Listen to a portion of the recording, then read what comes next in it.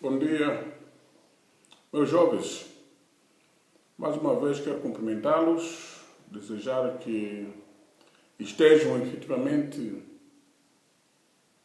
em casa para evitarmos qualquer tipo de contágio no âmbito da política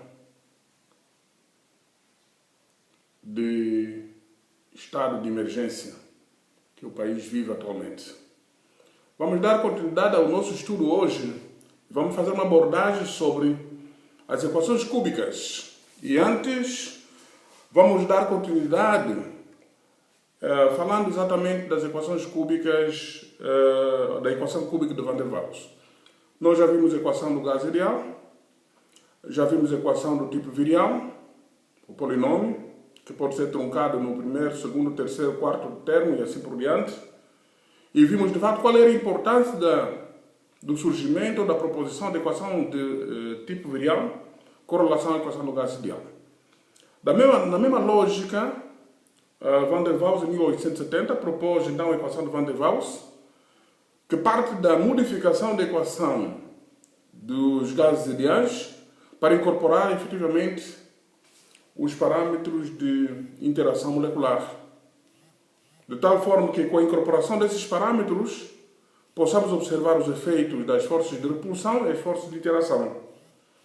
Então, Van der Waals trabalha exatamente na equação de PV igual a RT, só que incorpora então um termo A e uma constante A e uma constante B, e esses constantes representam necessariamente, para a constante A, o termo de atração molecular e para a constante B, o termo de repulsão molecular.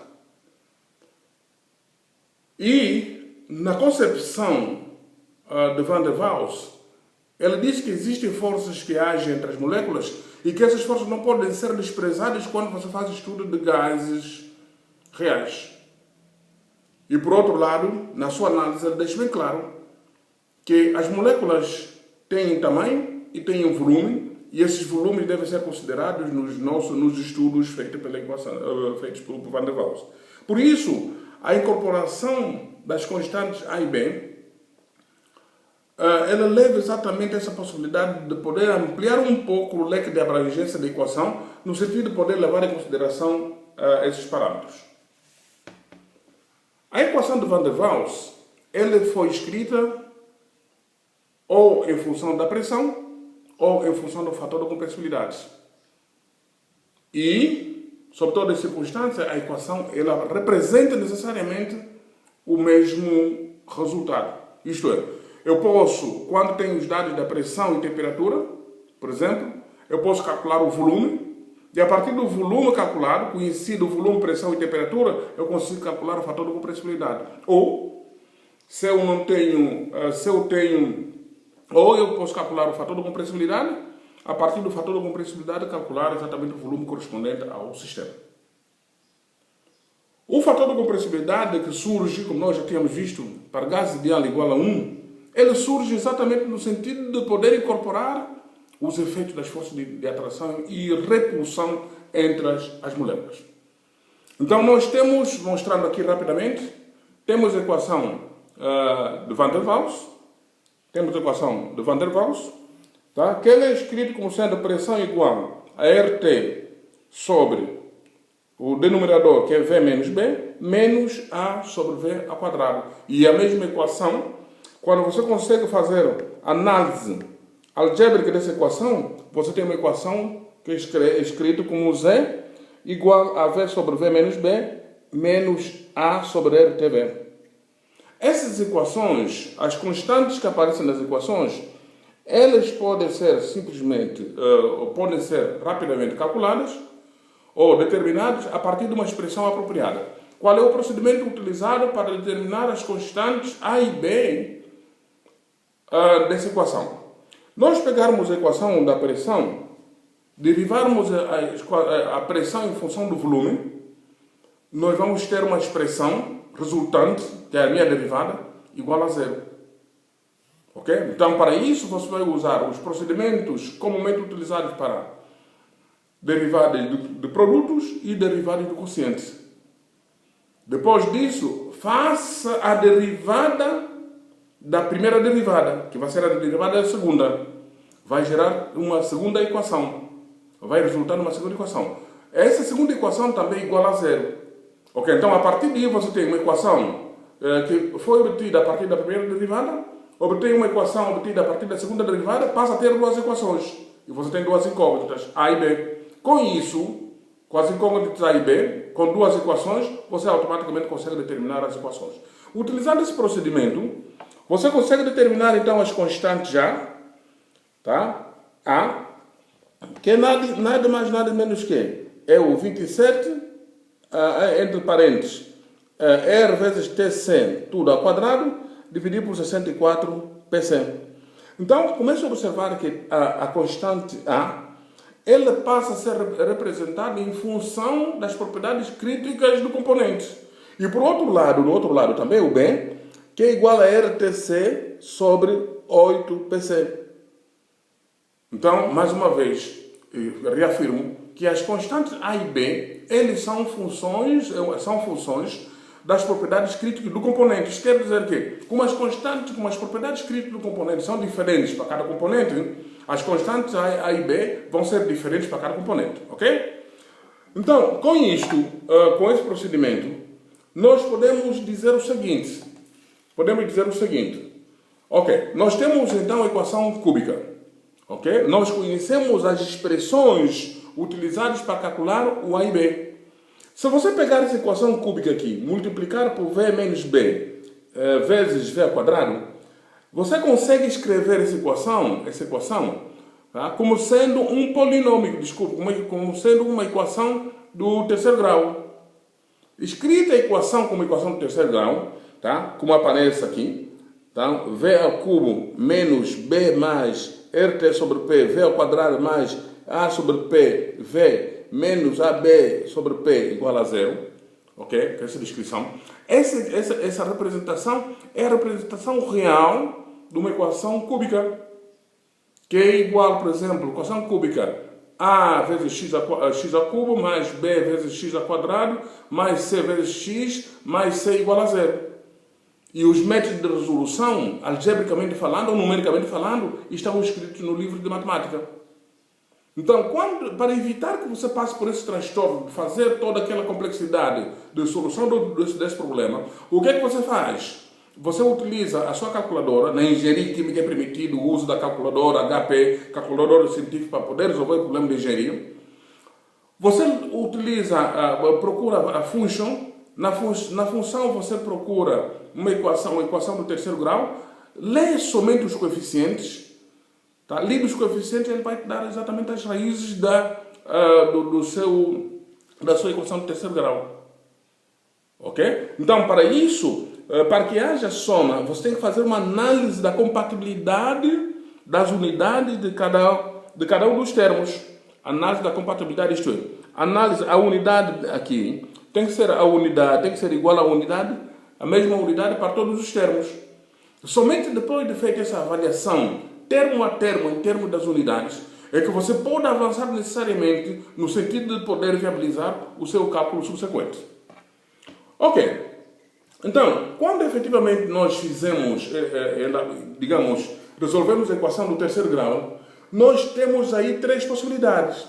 Nós podemos ter a possibilidade, por exemplo, você fez o cálculo, de um momento para o outro, você obtém três raízes reais. Ok? Três raízes reais. Normalmente esses três raízes reais, um vai ser maior, outro vai ser intermediário e outro vai ser menor. Tá. Quando as três raízes são ideais, ou são reais, automaticamente pressupõe-se, cientificamente comprovado, que a sua mistura ou gás a ser tratado, ele envolve o estado líquido mais o estado de vapor em equilíbrio entre si. Ok? Então, quando as três raízes são reais, então ele é característico de uma mistura líquido-vapor de um único componente. Quando você fez os seus cálculos, observe que tem uma raiz real e duas imaginárias, tá? Essas duas imaginárias, então, isto é, conjugadas, você está trabalhando exatamente com um vapor superaquecido. Quando você fizer os seus cálculos, aparecem três raízes reais e duas idênticas, duas iguais, tá? Ok? Então, você está exatamente na região crítica. Então, isso quer dizer que quando você resolve o seu problema, a sua equação cúbica, só pelo resultado que você obtém do cálculo das suas raízes, ele já te dá o significado fenomenológico do seu sistema. Ok? Então, se as três raízes reais e são idênticas, três raízes reais e são todas idênticas, você está exatamente no ponto crítico. Então, quando você for para fazer a sua análise de todo o processo, somente o resultado das suas raízes já te dão exatamente o resultado fenomenológico do seu processo. Ok? Por outro lado, quando nós trabalhamos com gases reais, nós temos esse comportamento aqui, ó. Normalmente o que acontece? Esse aqui é um diagrama pressão versus temperatura, ou pressão versus volume. Nós temos as diversas isotermas. Temos a isoterma crítica, tá? Que separa a região de vapores ou do líquido, do gás superaquecido ou supercrítico com a região de duas fases, uma fase vapor ou fase líquida. E nós tínhamos visto que normalmente as isotermas, quando você trabalha com gás real, ou gás ideal, ele tem um comportamento constante da pressão na região de duas fases. Só que quando você trabalha com um gás real, você observa exatamente um comportamento totalmente diferente. Isto é, não vai existir uma pressão constante na região de duas fases quando você trabalha com gás real. Então você pode observar aqui, por exemplo, essa isoterma tem um comportamento oscilatório, e isso em função exatamente do aumento do percentual de vapor na região de duas fases. Isso quer dizer que quando você está muito mais próximo da curva de saturação, do vapor saturado, você tem um comportamento, em termos da pressão, que vai ser totalmente diferente do comportamento da pressão na curva de líquido saturado. Então, esse entendimento vocês têm que ter, tá? E na resolução dos nossos problemas, você tem que ter toda a atenção para que você avalie a consistência, não somente a consistência numérica, mas você também avalie em termos da consistência fenomenológica, porque o resultado numérico ele expressa necessariamente o fenômeno que está associado ao seu processo. Ok? Então, o que eu diria para vocês em termos de trabalho? Okay? Vocês estão observando essa equação aqui. Essa equação, como eu já disse, é a equação de Van der Waals. Eu já disse para você que você pega essa primeira equação, ok, de Van der Waals, você deriva a pressão em função do volume até constante igual a zero. Depois faz uma segunda derivada da primeira derivada, ou faça a derivada da primeira derivada, você obtém também uma expressão que é igual a zero. Vamos fazer isso em casa. Vocês desenvolvem todo o procedimento, isto é, igual à primeira, da segunda derivada, e isola B como função de A. Quando você quando fizer esse isolamento, você pega exatamente o resultado do isolamento, substitui na primeira equação para determinar o termo A. E depois disso, você resolva isto e observa, façam toda a vossa análise em casa, para ver se vocês conseguem chegar exatamente a essa condição. Usa o livro de Van Ness.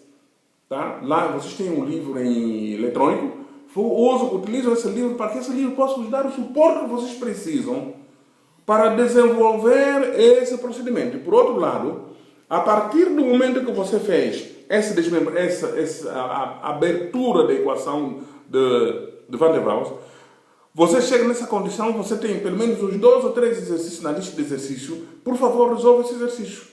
Eu gostaria que vocês fizessem isso, porque eu gostaria que vocês tivessem a maturidade suficiente para poder entender os fenômenos associados a essa equação e começar a entender e diferenciar o comportamento de uma equação do gás ideal com uma equação do gás não ideal.